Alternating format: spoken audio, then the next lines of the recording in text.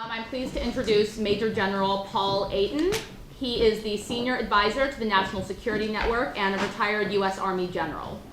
Major General Eaton graduated from West Point and retired from the U.S. Army in 2006 after 33 years of service. His most recent assignment was as Commanding General of the command charged with reestablishing Iraqi security forces from 2003 to 2004. And in his capacity during this post, Mr. Eaton built the command and established the structure and infrastructure for the Iraqi Armed Forces and the Interior Ministry security forces. His other operational assignments have brought him to Somalia, Bosnia, and Albania. He has also served as an assistant professor and head of the French department at West Point. So please join me in a very warm welcome for Major General Paul Eaton.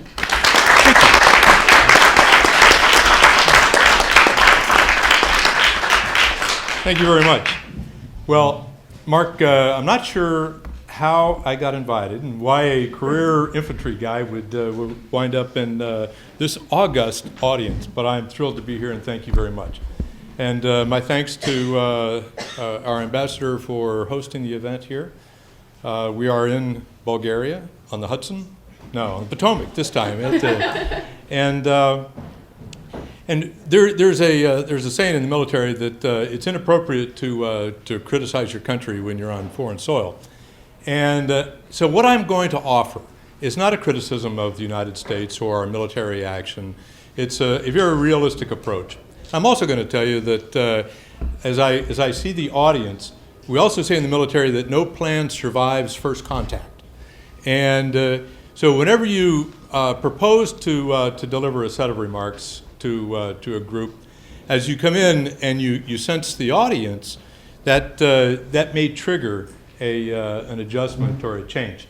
So I may depart a little bit from where I thought I was going, but we'll cover the ground that I think I would like to see covered.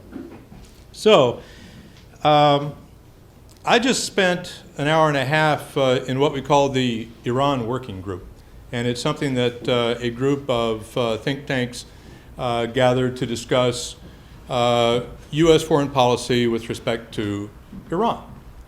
And that will come up a little bit in the context. But I'd like to say something in the guise of a historical setting. And there's a Dr. Charlie Kupchan, who is an academic and one of the brighter guys I read, and I've only spoken to him on the phone, so I can't tell you that I met Charlie.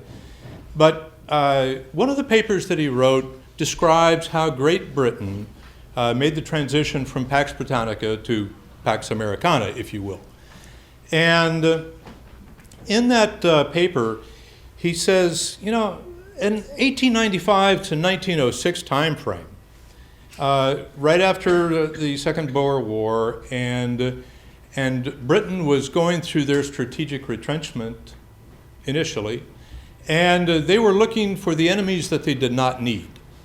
And up to 1895, relations between arguably America's longest, closest ally was not all that great. We were not getting on. We were bumping into each other in a strategic context.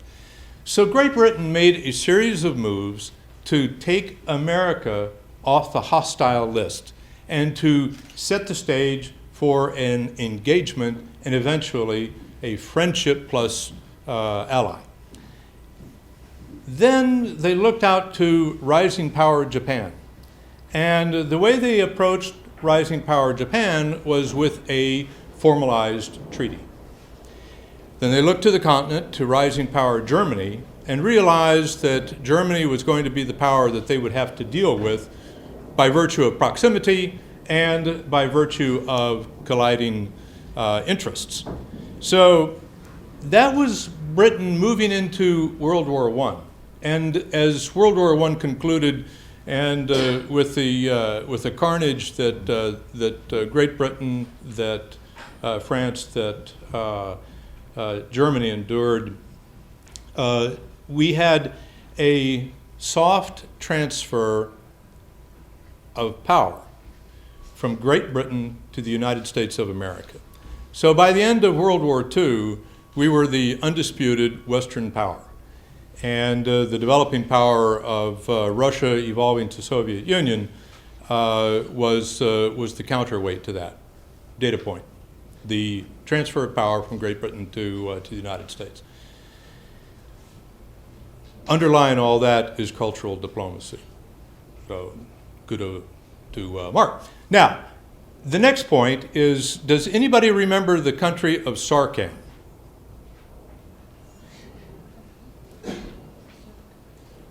You have to be about my age or older to remember Sarkhan. Sarkhan is a fictional country that is actually an amalgam of Cambodia, Laos, Vietnam, and is the centerpiece for a fiction called The Ugly American. It was written in 1958. It was required reading for my class at West Point, and it detailed the arrogance, the rudeness, and the incompetence of America's projected diplomacy, our projected development, and our projected military. 1958. In 1961, John Kennedy took over, and we got the Peace Corps out of this. We got USAID out of that. And it was, I'm not saying that Kennedy read the book, he understood it, but it was part of the culture of the time. So back to The Ugly American. Now, realize 1958, this is before our unfortunate involvement in Vietnam. But what we got was a depiction of the of official projection of diplomacy and development, and we got a projection within this novel of almost an Ayn Rand, John Galt kind of deal, where the individuals, the little guy setting up a chicken farm in Sarkhan was a hero, and it's the little guy who was doing great things, unrelated and unlinked to official projection of cultural diplomacy, if you will, or the State Department. Dwight Eisenhower's farewell speech. That's 2 data points now. So we've got the British transfer, and we've got the Ugly American. Now, President Eisenhower's farewell speech in 1961. Everybody is thrilled to read the words of John Kennedy's inauguration speech, brilliant speech. And those of us who worry about the military-industrial complex and realize I'm a professional soldier, right? My dad went to West Point. He was a fighter pilot all his life, and so I'm kind of a military dynasty. All 3 of my children are soldiers. I love soldiers, but there's a place for soldier employment.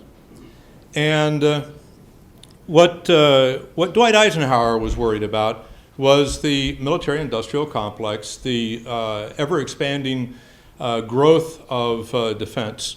And mark you, in 1945, the big gorilla in this town was the Secretary of State. Not so now. And so that's another data point. And then I'd like to slip to The Last Campaign, a book written by Thurston Clark. It's about Bobby Kennedy's campaign. It's about 1968. 1968 was a big year for the United States. It was a big year for me, personally. I turned 18. I went to West Point, left my family, acquired my girlfriend. She would not like to hear it in such terms, but that girlfriend is my wife now of 40 years. And we had Martin Luther King killed. And I was in a school that had just been desegregated. And I had arrived there for my senior year of high school. And sports fans, Montgomery, Alabama, in 1968 was a tough place if you were a young black person in a newly integrated, formerly white high school. So then we lost Bobby Kennedy. And on a personal note, that's the last year that I saw my father alive, who went to Vietnam and was killed shortly into 1969. So that year was a very rambunctious year for the country and for me. And that'll make a little bit more sense why I bring that up right now. Then we get into the Obama campaign of 2008. Now, truth in lending, I actively supported Hillary Clinton. And then when she stood down her campaign, she asked all the, everybody likes retired generals to, validate stuff. So, she asked us to get on board with Barack Obama. And let me tell you how that happened. This is just a very interesting anecdote about Secretary Clinton.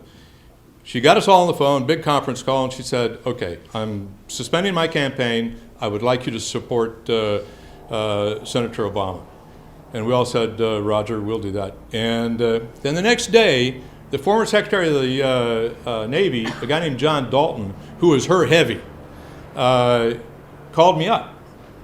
He called everybody up. But he called me up, along with everybody else, and said, Paul, did you hear what Hillary said? Yes, sir, I did. And are you going to do it? Yes, sir, I will.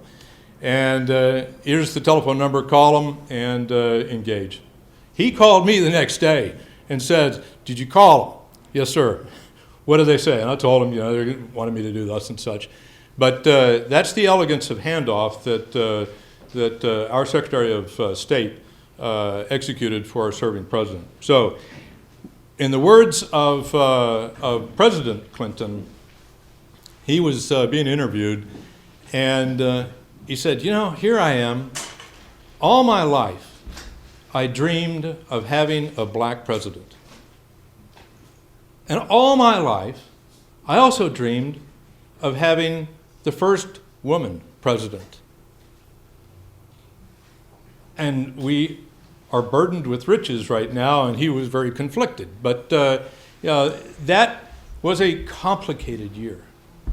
And this country of the United States is really a complex enterprise here. So now we've got this current election campaign going on right now. And whenever I'm in international audiences and I bring up, so what do you think of the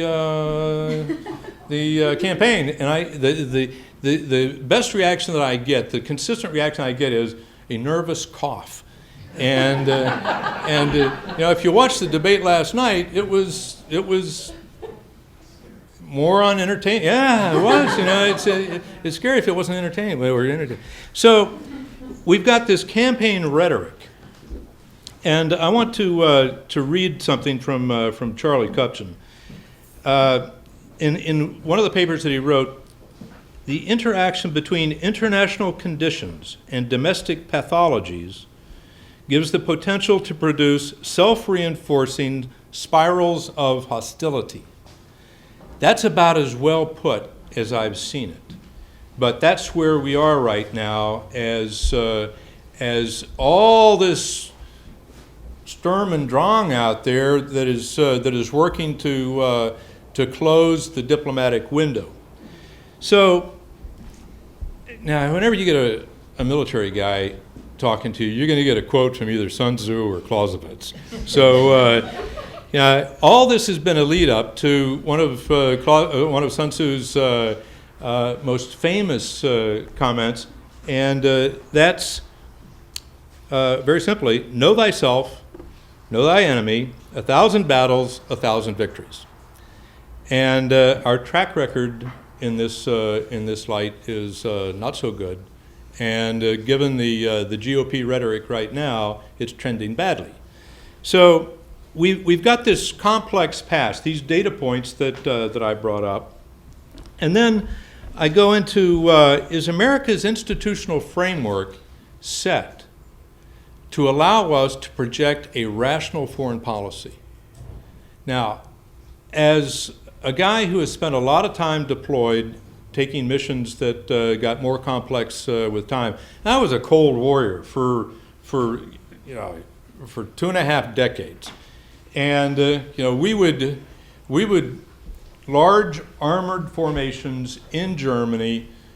We would get alerted, and I was a company commander. I had this little slice of the inner German border, and I would go there with my tanks and my missile carriers and my infantry, and we would establish our positions and wait for the great Soviet attack across the border. And life was very simple. It was almost binary. It was NATO and the Warsaw Pact. It was the West and it was the Soviet Union in the East.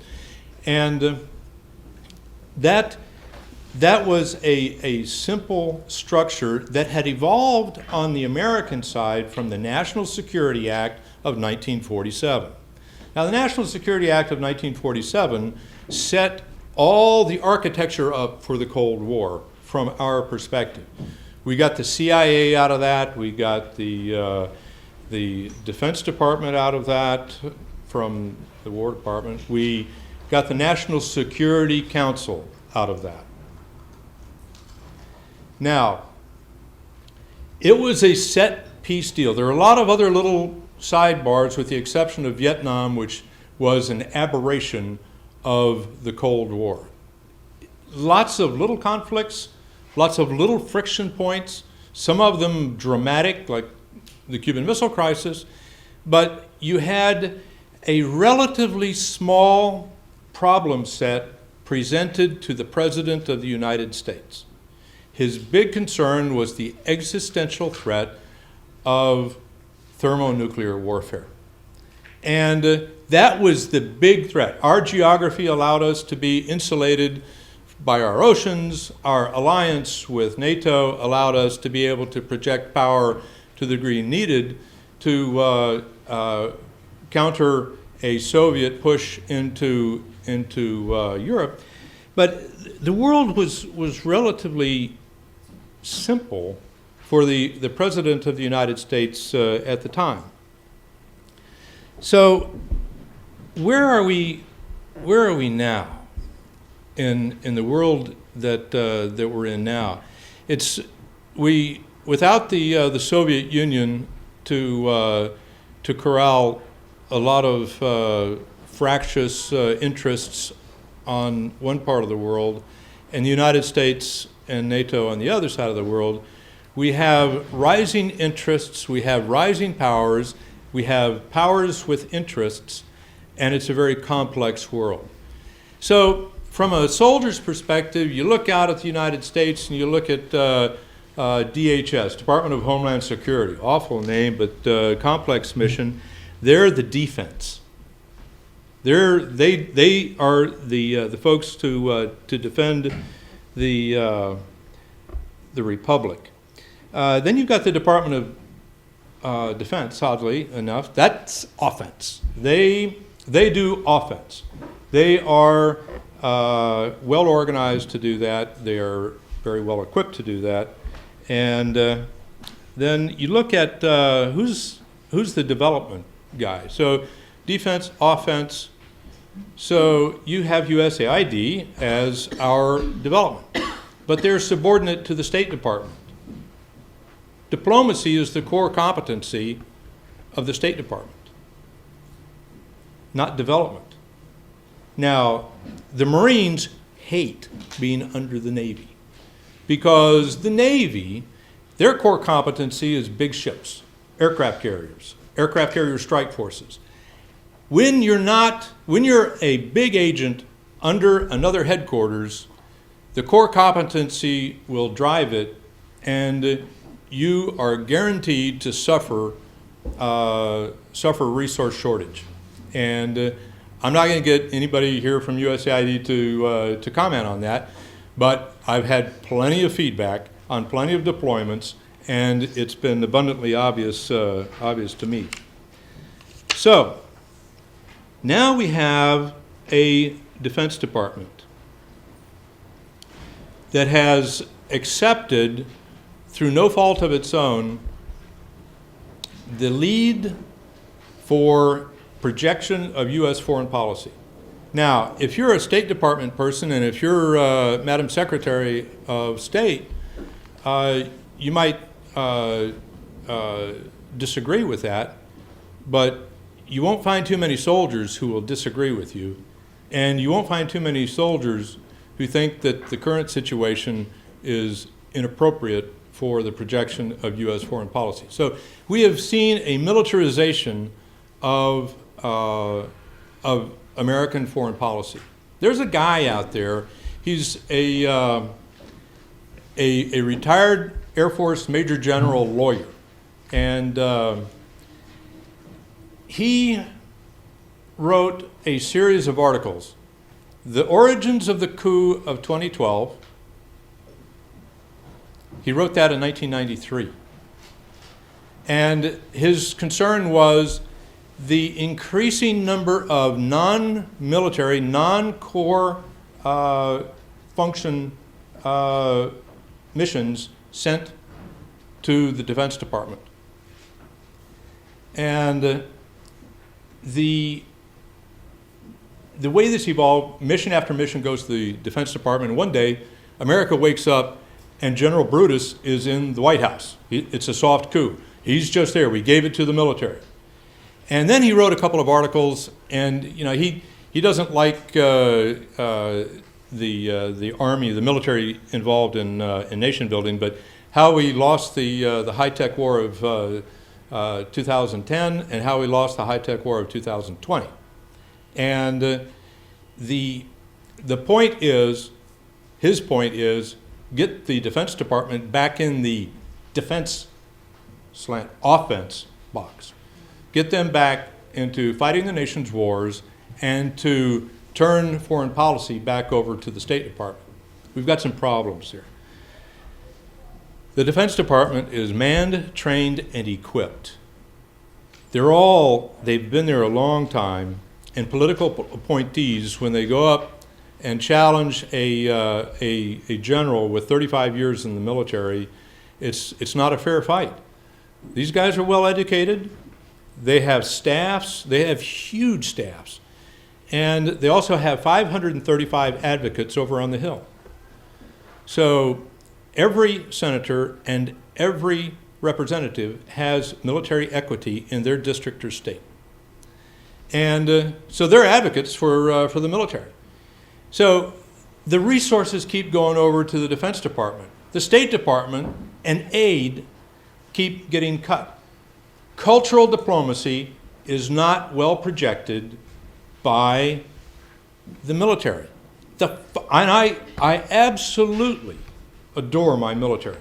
All three of my kids, again, military, and they're brilliant.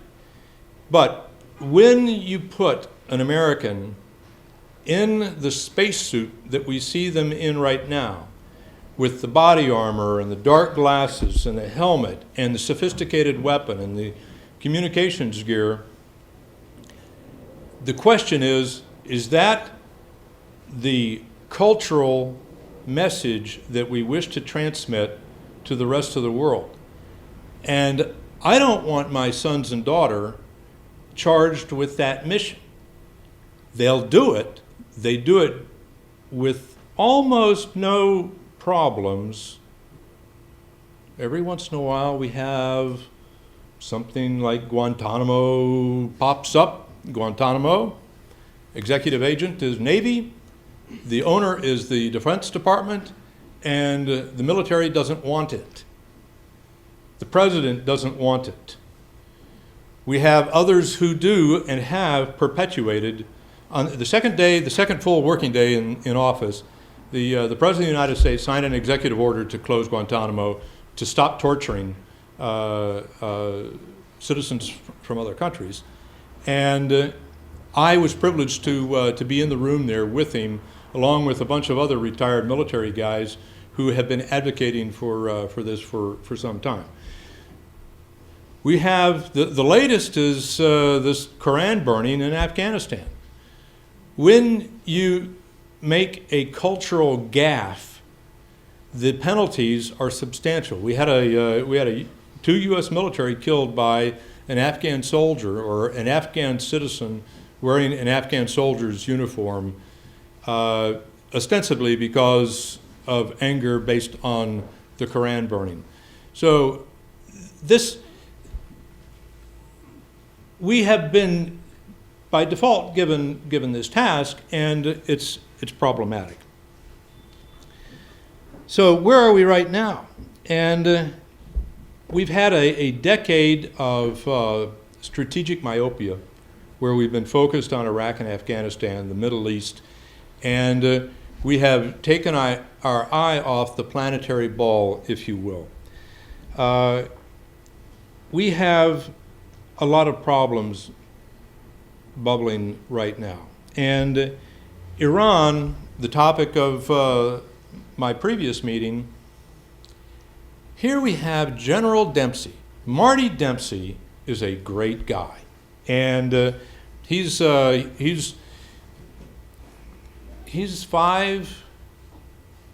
a little bit shorter than me. He's about 5'8.5". He's probably 160, 165 pounds. He's an armor officer by development, so he's done the rush to the border in his ever increasingly better tanks, and he is a wonderful person. Anecdote: he's talking. He's doing a David Ignatius moderated event with the Atlantic Council, and at the end of the discussion, really frank. He was very open. Cameras, and Ignatius says, "You know, General, we've heard that on 2 occasions you have sung Christmas in Killarney, and we'd like to see you prove it." So he called out the chairman of the Joint Chiefs of Staff to sing a cappella Christmas in Killarney in front of about 100 people. And he says, "No more YouTube, cameras off." And then he launched in. The guy's got a voice that, in fact, he's challenged his Chinese counterpart to a sing-off. And the guy gets it. So at once I say, I don't want our military charged with a mission to project ourselves culturally. We've learned to do it because we've been forced to do it. We do it ordinarily pretty well, but you have to ask yourself the question, do you want to see the man on horseback representing the citizens of the United States? And I'm not sure that's a great idea. But Dempsey said, Iran is a rational actor. Fox News just erupted over that. And quite frankly, so did MSNBC. So did a lot of my friends who are not military friends. The military gets it because they see Iran acting in a very rational manner. They have watched what happened with North Korea, or didn't happen. They have watched what happened to Colonel Gaddafi after he gave up his program. They watched what happened to Iraq. Iran is surrounded by American firepower. We have preached under the Bush administration regime change. They've heard the words regime change from people during, I'm not saying from the Obama administration, but they have heard it. So the Iranians are behaving predictably, and therefore they are a rational actor, which is helpful if you want to pursue this along a diplomatic line. We need a credible agent to partner in the purpose of working the Iranian problem. America is popular to 70% of the Iranians want normalization of relations with the United States. So our problem is with a state leadership, and I will reiterate, I'll say again, I believe that the Persian people, that Iran is a rational actor, and that is the primary basis for moving along diplomatic lines to solve the problem that we have. And we've handled just about everything with Iran badly since 9/11. That's the near problem. And what we've got right now that is very unhelpful is we've got the good cop, bad cop, which is a way of approaching it from a chess perspective with Israel Ehud Barak and the Prime Minister Netanyahu, they're thumping the table that they're letting everybody know that the war plan is off the shelf and getting warmed up. And then you've got Dempsey and Panetta who are saying it would be destabilizing to the region, and but it's Dempsey and the Defense Secretary that we're hearing all this about. And so when we talk about cultural diplomacy and projection and who should be carrying all this water, I'd really, really like to hear from our Secretary of State. But we've got a compounded problem, and this is looking back inward. I brought up a lot of this, the Ugly American and, the campaign 1968 and 2008. We have a Democrat in office. Democrats have, since Franklin Roosevelt, felt insecure in the arena of national security. I have no clue why. I am an independent. I am accused of having left leanings, but I am an independent. I tell people I'm a Dwight Eisenhower kind of Democrat. They look at me, yeah, but Ike was a Republican. I said, well, he'd be a Democrat today. And but we need to add a stiffening to the Democratic spine to not get shoved around by these hawkish folks who reach for the hammer because to them the whole world looks to be a nail. And we have got to get this thing back in the box. We've got to get this thing back into diplomatic lines. And we have got to expand the room for engagement rather than collapse the room for maneuver along diplomatic lines, which is what's happening right now in Iran.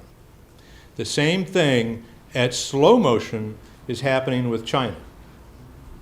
China is the enemy that we don't need. China is today to us what America was to Great Britain 150 years ago, 120 years ago.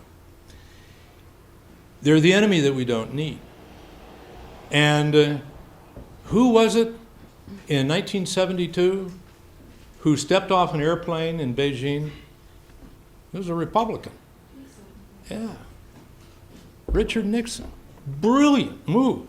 So he does for us because he had advisors, because he had the brilliant Henry Kissinger, and he had this cultural awareness that he would go to China, which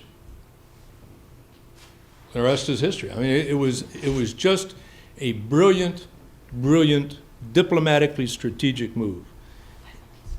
And I am just about there. So when we look at China, China has their own version of the Monroe Doctrine. They have their area of interest. They have the inland seas, they have lines of communication, they have contested islands, there are resources. China has interests. America has interests. They are not mutually exclusive. And I'm not going to give you the quote, and I'm not, so the last thing I had, so what to do? How do you get out of this box that we're in, where the heavy in this town is the Defense Department? There's a cottage industry here of reforming the architecture of American national security. We realize it's broken, so you have the Project for National Security Reform.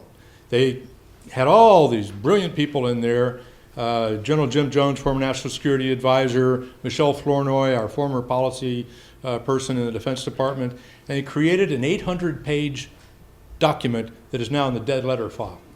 So we have, post-World War II, national security architecture addressing an extraordinarily complex world where things are happening very, very fast. And our interagency process cannot possibly cope with this. And every general officer has, all our combatant commanders, four-star generals or admirals, have staffs that can turn decisions and analysis faster than the President of the United States. Every one of those combatant commanders, that CENTCOM commander out there, that guy can turn a solution through his staff process faster than the National Security Council and the National Security Advisor for the President of the United States. So, the way out of this for me, from my perspective, is we got to reorganize Washington to get away from stovepipes of excellence trying to solve horizontal problems. And with that, that's what you got. Okay. Thank you very much.